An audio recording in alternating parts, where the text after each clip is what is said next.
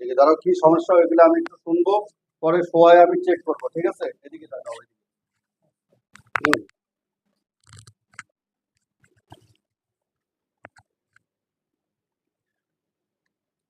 হ্যাঁ, কি সমস্যা হয়েছে, কোথার থেকে আসছেন? কি, কোথার থেকে আসছেন? আমি বাড়ি থেকে আসছি। বাড়ি কোন জায়গায়? বাড়ি নড়গ্রাম। নলগ্রামে বাড়ি? নড়গ্রাম। আচ্ছা, তো আমার খবর কি করে পেলেন?